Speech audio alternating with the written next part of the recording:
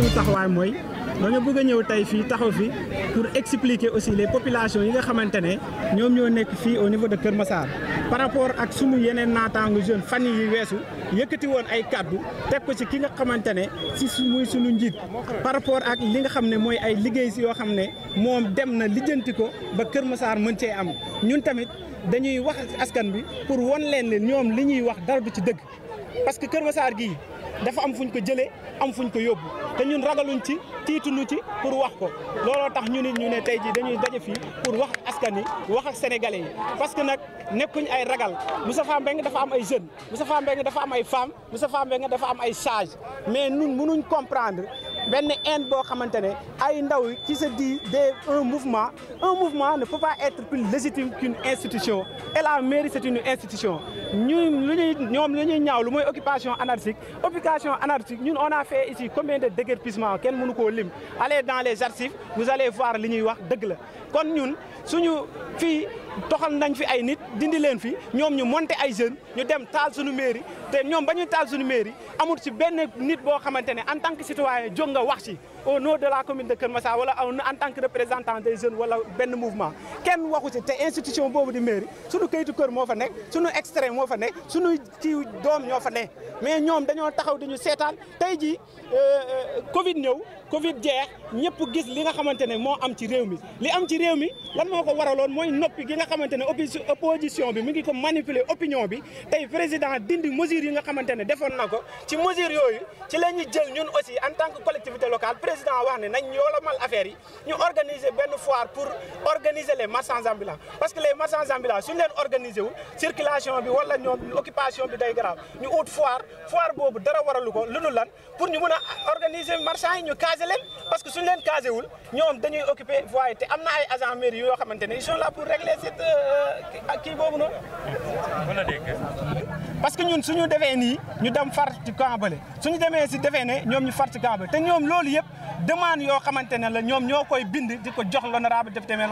Moustapha Mbengue parce que fii ñu taxaw fii tey di ci wax fii marché mercredi bi fii la doon amee ñoom ñoo bind ñu ne parce que marché bi da leen di tànqal mais pourtant koo ci dem sa kër am nga magasin yaa ngi ko ubbi jox ko ay jaaykat ñu fay jaay nit ñi nag mënuñ leen wax ne dañ leen di dindi te amuñ fi ñu leen def ndax Kër Massar nag fii lañ ko fekk ndax autopont bi nga xamante ne moom moo fi liggéey waral tey embouteillage yi tey boo duggee si koñ yi sax xol day jeex parce que ku nekk dafay wax ne man oto du jaar sama mbedd kon dañuy lancer un appel ak nit ñi wax ne il faut nit ki tamit da ngay am patience nit da ngay muñ parce que mbedd mi dañuy wax naan mbedd mi mbeddam buur la comme mbedd mi mbeddam buur la ki dëkk Fongolimbi ak ku dëkk Kër Massar dafa am liberté libre de circulation pour mbedd bu mënti doon mais da ngay dem ci mbedd waa koñ génn baare ko imaginer accident am fa wala incendie am fa kon ñooñu naka la ñuy mun a accéder foofu kon mbedd mi kenn moomu ko mbedd mi man ak yow ak keneen ñoo ci bokk yam kenn amul droit baare mbedd oto yi nga xamante ne ñu ngi dévier ci mbedd yi dafa jaar c'est parce que dañuy defar pont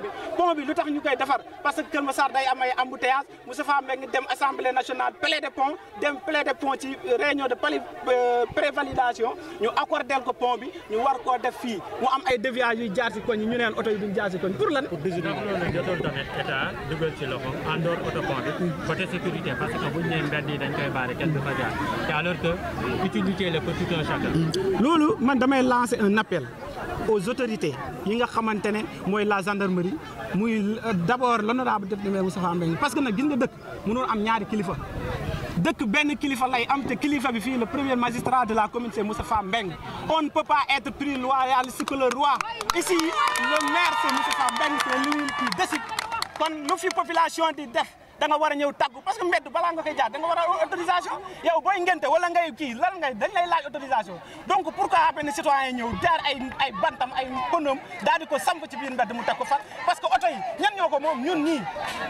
mais dañuy wax ne ñi nga xamante ne ay chauffeur lañ ñi di dawal nañ leen wax nañ daw ndànk ci mbedd yi parce que tamit mbedd ak tali bokkul kon yow boo nekkee chauffeur di daw ci wenn koñ yi da nga war a xam aussi nooy dawee parce que affaire les responsabilités aussi c'est un peu partagé donc dañuy wax a chauffeur si aussi si koñ yi ñu xam nuñ fay dawee mais man d'accord naa nga def ralentisseur si benn rue mais rue nga barré ko complètement ba kenn du jàll demal Médina Kell demal Aynou Mady partout actuellement à Keur Massar on a barré les mbedd léegi mbedd yi léegi kenn waratu see jaar te boo waxee ñu ne titre foncier mais titre foncier mbedd bokk ci dama ne titre foncier je défie quiconque terrain bokk ci titre foncier marché bokk ci kon li nga xamante ne mooy titre foncier que ça soit kër lay doon mais kër gi yow kott yaa ko moom 150 mètres carrés nga jënd 150 mètres carrés lañ la jaay ku la lotissé jaay la lotissement kooku mën na la jaay mbedd parce que dañ naan mbedd bi 3% yi ngay génne c'est pour ça donc loolu dañ koy teg ci kan commune bi moom moo koy doxal commune bi moom mooy wax tey ji yow bu tekkee ne da ngay jaay bëgg tey occuper mbedd bi loolu aussi loi moo ko permettre collectivité locale yi ñoom ñu mun koo appliquer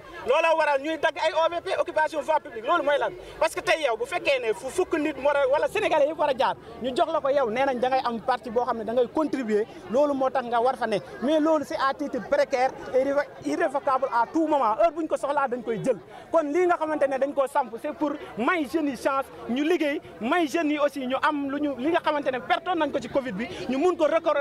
mënuñ ko jëlaat pour au moins ñoom ñu am luñ suturloo si seen kër yi loolu ke après Korité bi bu jeexee foire boobu dañ koy dindi mais ay jeunes jógee fa la ñëw rajaxe suñuy baas ñu ne duñ ko fi dindi pourquoi ñoom njëkkee wuñ dem wax ak maire ne ko pourquoi lii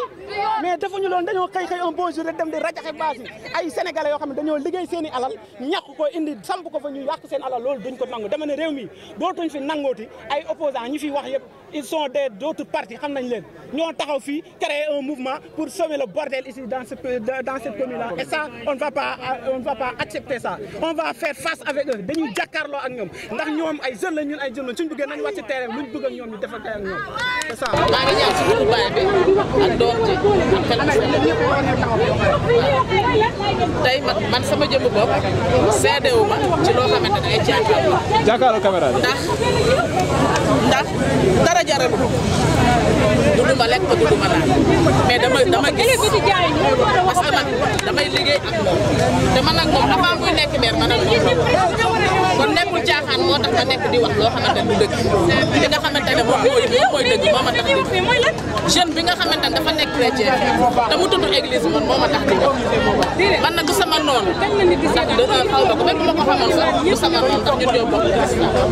yaa ngi dégg dama bëgg tey bu Nouvelle Jérusalem jotee bu ñuy dem ñun ñaar ñu ànd ñu dem yaa ngi dégg kon xam nga kooku du sama noonu sama dafa bokk ci man mais bu mu déggati rek dal di dem wax loolu baax wala mu laajte ndax Moustapha Mbengue li muy def si église bi man xam naa damay liggéey ak moom te su ma ko gisul woon wala xaw ma ko woon du ma ko wax waaw benn Moustapha Mbengue église bi bu fekkee dañu popu ngi dafa jot nag la leen di jox ak la koy togg teg ca ñaar fukki junni enveloppe loolu ne way walbatiku Moustapha Mbengue mooy maire bi ànd ak église bi ànd ak ñoom popu ngi Moustapha Mbengue def na ko dama wax kan moo falu fii maire def ko waaw te Moustapha nga xamante ne saa boo leen booy muy chrétien muy musulman bi si loolu maire bi encore si